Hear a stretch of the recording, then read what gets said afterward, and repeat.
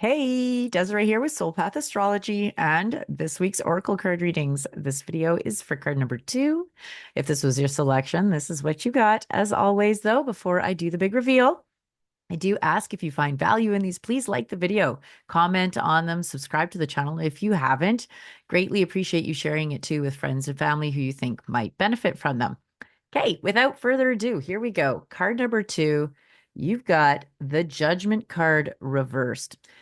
So when judgment shows up in a reading, this is about, well, when it's reversed in particular, it's like the universe is asking you if you've maybe been sleepwalking. When it's upright, it's like acknowledging that you're really in this deep sense of discernment in your life. When it's reversed, it's more like asking if there's some area in your life that you have been, or maybe multiple areas, really kind of just on cruise control. And there's an invitation here to dig back into whatever it is that you've been passionate about in the past that you want to bring online. In a lot of ways, there's a lot going on astrologically that we're going to see really hit sort of a pinnacle here on the 17th. And that's really, in many ways, depending on your chart and where it falls in your chart, which we can cover if you want a reading of your own, it's very, very pivotal. There's this really cool couple of aspects that are going on with it that are sort of this like invitation to change something that you have been thinking about for the last few months, maybe even the last couple of years. It's about really getting into alignment with yourself in whatever area of that chart that this falls. And this is like this final push. So Judgment card reverse is asking you to like get real and wake up and start doing the work that you need to do. Like this is really the time for sleeping. The rehearsal is over. This is go time, right? And there's some longing in you that wants your creative fire reinstalled into it, right? It wants your attention again. It's asking you to reconnect, recommit, reinvigorate something that you've been kind of ignoring.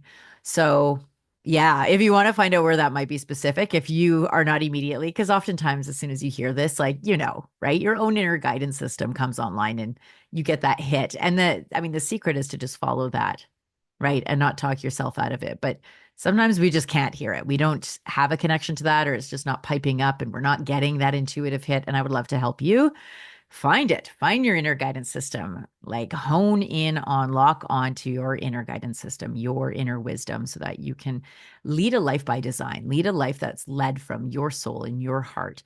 Wake up those parts of you that have been sleeping, that have been on autopilot, that have been sort of just, on cruise control, and get really online, really on purpose, and really in a sense of creativity and flow. That's the whole idea here. So, and at PS, the Judgment card is Major Arcana. So this is like when the Major Arcana show up in readings, I liken it to like the universe speaking in caps. So if this is your card, really take this seriously, like really check in with yourself and do that little inner assessment about where you've been sleepwalking, because this is your little like, wake up, sweetie. It's time to do this thing. Okay. Hope that landed. As always, enjoy your week. I hope that you enjoyed this holiday. If it is one for you here in Canada, it's Thanksgiving Monday. And yeah, give thanks. Give thanks to each other. Give thanks to everything. And yeah, there's a big lesson in that one too, actually thanking life for everything that it shows up with, all those hard things. If you can just cultivate an attitude of thankfulness, knowing that it's here to teach you, here to grow you, here to redirect you. I mean, imagine living in a life, in a world, in a universe where it's literally conspiring for you. Like every single thing that happened was actually conspiring for you. Like I get such a warm, fuzzy feeling when I think into that, when I like really start to recognize where maybe I've been focusing too much on what I don't want to have happen.